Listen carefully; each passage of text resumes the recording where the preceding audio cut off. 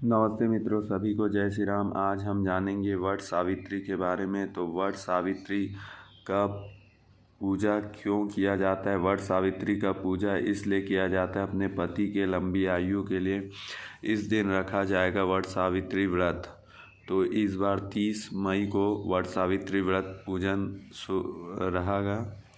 ज्येष्ठ मास की अमावस्या तिथि को वट सावित्री का व्रत रखा जाता है। महिलाएं इन दिन पति की लंबी उम्र के लिए व्रत रखती है। इस दिन वट वृक्ष की पूजा की जाती है। हिंदू धर्म में वट सावित्री के व्रत का विशेष महत्व है। हिंदू धर्म में कई व्रत और त्यौहार मनाए जाते हैं। इनमें से एक वट सावित्री का व्रत है। हिंदू कैलेंडर के अनुसार वट सावित्री का व्रत ज्येष्ठ माह के कृष्ण पक्ष की अमावस्या तिथि को मनाया जाता है। इस दिन सुहागिन महिला पति की लंबी उम्र के लिए व्रत रखती है। सावित्री के दिन बरगद के पेड़ की पूजा की जाती है।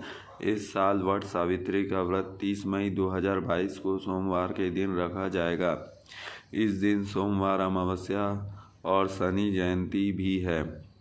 आइए जानते हैं वट सावित्री का शुभ मुहूर्त, पूजा विधि, सामग्री और महत्व। वट सावित्री सोमवार मई 30 को पड़ रहा है। अमावस्या तिथि प्रारंभ 29 तारीख को 2:54 में अमावस्या स्टार्ट होगा। अमावस्या तिथि समाप्त मई 30 शाम 4:49 पर ख़त्म होगा।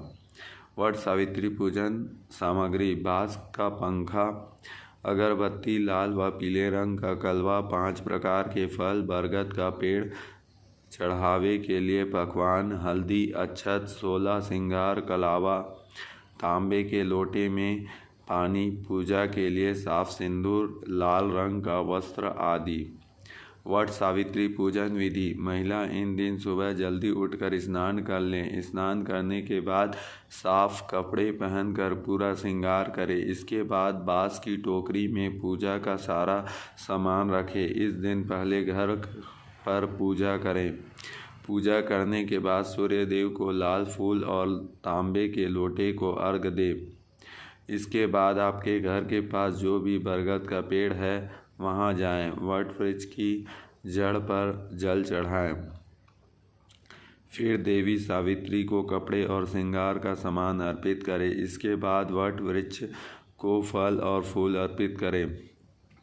इसके बाद कुछ देर वट वृक्ष पर पंखे से हवा करें। रोली से वट वृक्ष की 108 बार परिक्रमा करें और वट सावित्री की व्रत कथाएं सुनाएं। वट सावित्री का व्रत का महत्व: वट सावित्री का व्रत सौभाग्यवती महिलाओं का मुख्य पर्व है। इस दिन महिलाएं अखंड सौभाग्यवती रहने की कामना करती है। इस दिन सत्यवान सावित्री की यमराज के साथ पूजा की जाती है। माना जाता है कि वट सावित्री की पूजा के घर में सुख समृद्धि और माता लक्ष्मी का वास होता है। धार्मिक मान्यता के मुताबिक ज्येष्ठ अमावस्या के दिन ही सावित्री ने यमराज से अपने पति सत्यवान के प्राण बचाए थे। इसलिए सभी सुहागिन महिला अपने पति को लंबी उम्र के लिए वट सावित्री का व्रत रखना चाहिए। वट सावित्री व्रत कथा: पौराणिक मान्यता के मुताबिक मद्र देश में अश्वनीपति नाम के धर्मात्मा राजा राज्य करते थे। उनकी कोई संतान नहीं थी। राजा ने संतान प्राप्ति के लिए यज्ञ करवाया, जिसके कुछ समय बाद उन्हें एक कन्या की प्राप्ति हुई। उसका नाम उन्होंने सावित्री रखा। विवाह योग्य होने पर सावित्री को वर खोजने के लिए कहा गया तो उनसे धूमत्सेन के पुत्र सत्यवान को पति रूप में वरण किया। यह बात जब नारद जी को मालूम हुई तो वे राजा अश्वपति से बोले कि सत्यवान अल्पायु हैं, 1 वर्ष बाद ही उनकी मृत्यु हो जाएगी। नारद जी की बात सुनकर उन्होंने पुत्री को समझाया, पर सावित्री सत्यवान को ही पति रूप में पाने के लिए अडिग रही। सावित्री के दृढ़ रहने पर आखिर राजा अश्वपति ने सावित्री और सत्यवान का विवाह करा दिया। सावित्री सास ससुर और पति की सेवा में लगी रही। नारद जी की मृत्यु का जो दिन बताया था, उस दिन सावित्री भी सत्यवान के साथ वन को चली गई। वन में सत्यवान जो ही पेड़ पर चढ़ने लगे, उसके सिर से असहनीय पीड़ा होने लगी। वह सावित्री की गोद में अपना सिर रखकर लेट गया। थोड़ी देर बाद सावित्री ने देखा कि उनके अनेक दूतों के साथ हाथ में पास लिए यमराज खड़े हैं। यमराज सत्यवान के अनुप्रमाण जीव को लेकर दक्षिण दिशा की ओर चल दिए।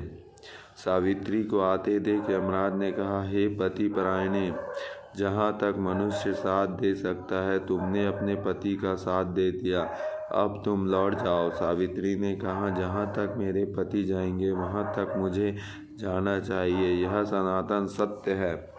यमराज ने सावित्री की धर्मपरायण वाणी सुनकर वर मांगने को कहा। सावित्री ने कहा, मेरे सास ससुर अंधे हैं, उन्हें नेत्र ज्योति दें।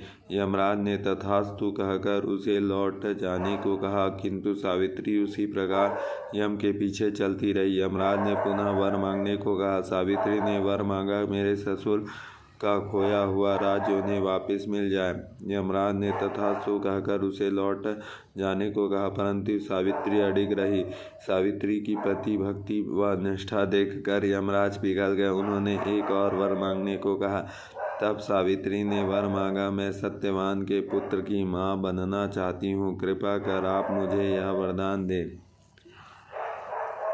सावित्री की पति भक्ति से प्रसन्न हो इस अंतिम वरदान को देते हुए यमराज ने सत्यवान को पास से मुक्त कर दिया और अदृश्य हो गए। सावित्री अब उस वट वृक्ष के पास आई। वट वृक्ष के नीचे पेड़ सत्यवान के मृत शरीर में जीव का संचार हुआ और वह उठकर बैठ गया। सत्यवान के माता पिता आंखें ठीक हो गई और खोया हुआ राज्य वापस मिल गया। बोलो वट सावित्री व्रत की जय। तो ये था हमारे सनातन संस्कृति हिंदू धर्म में एक से एक व्रत है, जिसका पालन हिंदू महिलाओं को अवश्य और हिंदू पुरुषों को भी करना चाहिए, क्योंकि ये व्रत ऐसे हैं जिसको करने से हमको बहुत ही पुण्य का लाभ होता है। तो अवश्य व्रत करें। वट सावित्री का जय श्री राम।